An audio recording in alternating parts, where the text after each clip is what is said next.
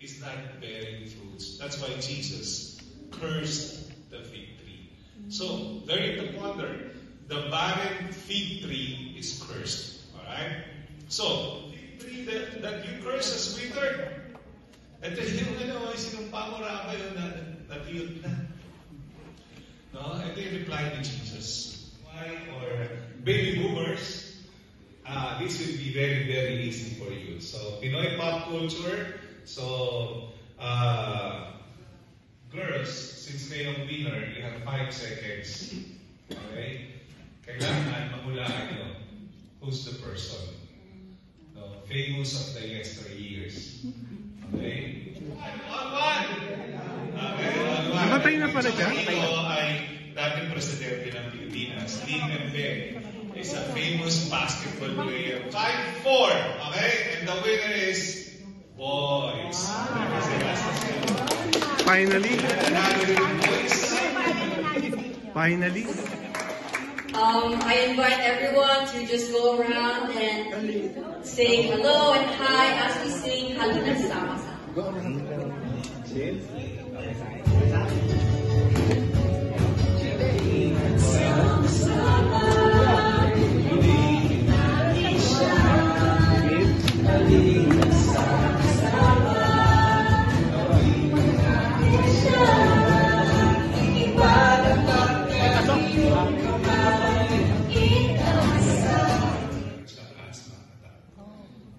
That's great.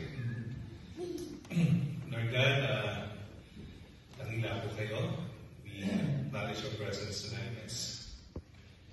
And Lord, we lift up to you as we remember them in prayers, Lord. Si Sister Analu, pagalingin niyo po siya, Panginoon.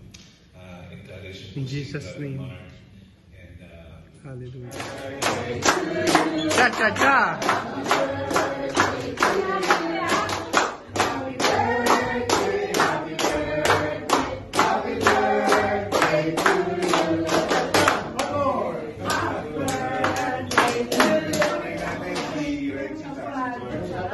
Lord God, we thank you, Lord God, for the life of Reggie. We pray for her, Lord God, on her coming birthday this month of May.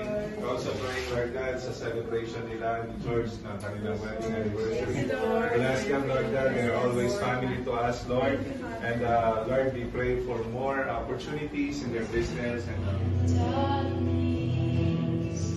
Oh Spirit, come make us humble.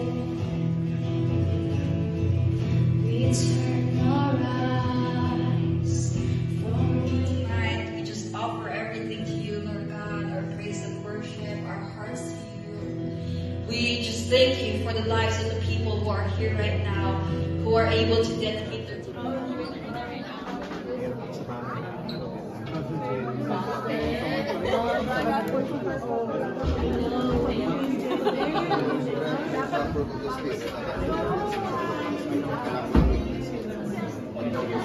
Oh, this is all here.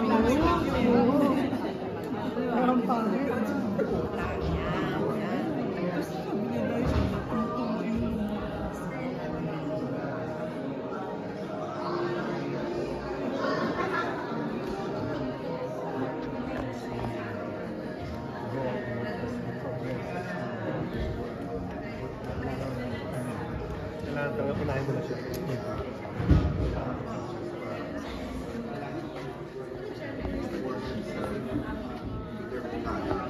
Galatians chapter 5, verse 22. We are doing because they're doing it. What I mean? But I have So like irritable siya. Sado naman yung hindi siya kasi ka. Pero what I mean?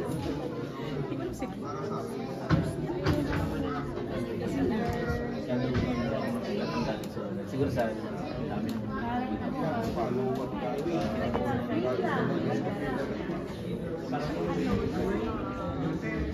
sige, sa tumigil na ako. Agad ka na manood na tayo ng TV.